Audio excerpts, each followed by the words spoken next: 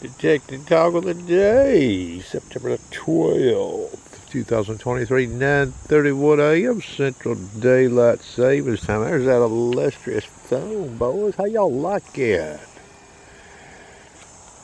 You know, I put a post over on the Friendly Metal Detective forum. It was a gentleman over there, inquiring about he wants to be, I guess, he wants to be all he can be when it comes to relic hunting.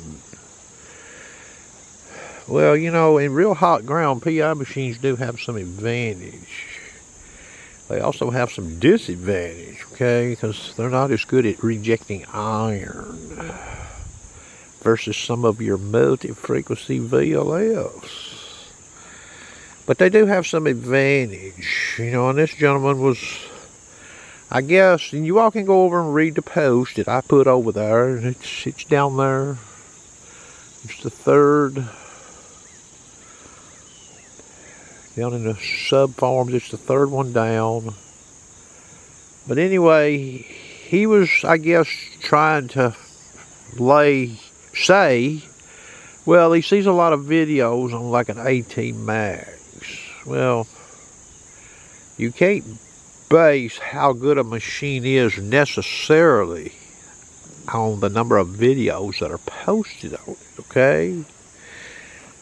What that would really mean is probably how much more it's being used. But that doesn't mean it's the best.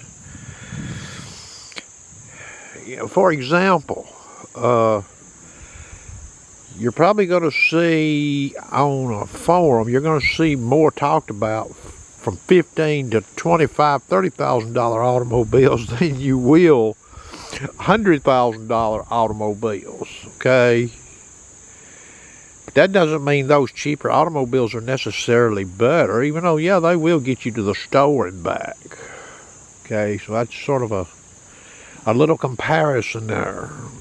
So what's the most popular ain't necessarily the best. Okay. Now, that foam over there, one thing I noticed, and you even had Mr. Dankowski make a comment when he first got his XP Deus 2. He said preliminary results show flagship unmasker. Well, I suspect he did some checks either in a test garden or elevated above the ground or both to draw that kind of conclusion. And naturally, there's some people that frowned on that foam over there in the test I do. Well, so far, I really can't think of a big exception. The only machine that might be a little intriguing here in this department would be this Tessarci MDT 8000. That might be one there you got to watch for doing tests on that foam, drawing a conclusion. But as far as all the other VLFs that I have experienced, what you see on that foam over there extends itself to what you'll see in the wild as far as performance comparison with detectors. Now, this has not got nothing to do necessarily with depth. Okay. It has more to do with how it behaves around iron. And also how one behaves around lower conductive trash masking of high conductors.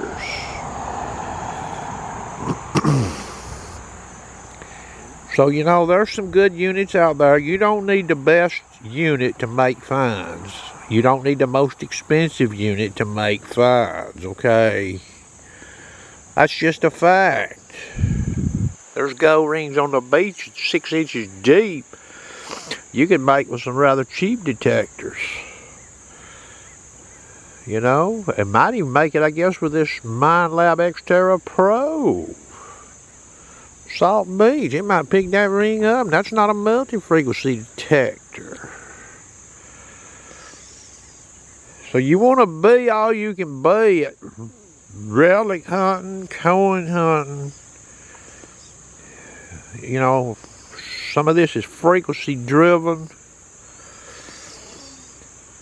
And it's depth driven. You know, not all machines are as deep. You know, an AT Max and AT Pro is not as deep as a Manico or an E-Track, a CTX, DS2. It's just not there, folks. Of course, you don't pay a premium price for that AT Max or AT Pro either. And I'm not picking on the AT Max or the AT Pro. I'm just telling you like it is. But not all good finds are deep or deeper. Okay?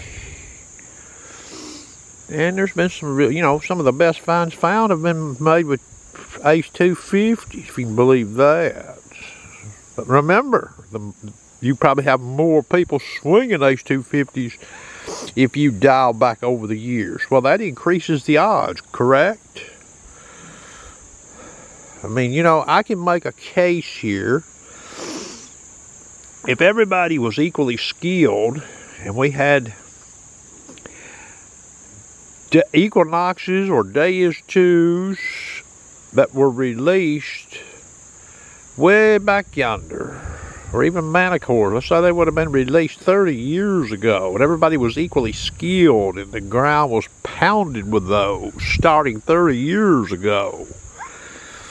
Well, these sites that these folks are running around in likely wouldn't be holding the goods they're holding right now, okay? That's just a fact. So, you know, you can watch YouTube. Some people out there on YouTube are honest, some are not so honest. Some out there know what they're doing, some don't know what they're doing. And, you know, I try to tell the truth. And some people, sometimes, you know, maybe they get upset. I'll just leave you with this one thought. That XP company released their first multi-frequency machine, and boys, let me tell you something. For the first multi-frequency machine from a company, that's a badass machine, okay? That's all I'm going to tell you. They get a real high rating there on that baby, okay? And the owner of that company is no dummy. It's an impressive machine, you know, and when that machine first come out and some of the beach tests were being showed, you know, there was some clowns out there, you know, they couldn't believe it. Oh, that's a ghost hole detector on that deep nickel on that beach, or that gold ring. Well, you better be thinking again. Well, anyway, that's going to conclude the video. I hope everybody has a nice day.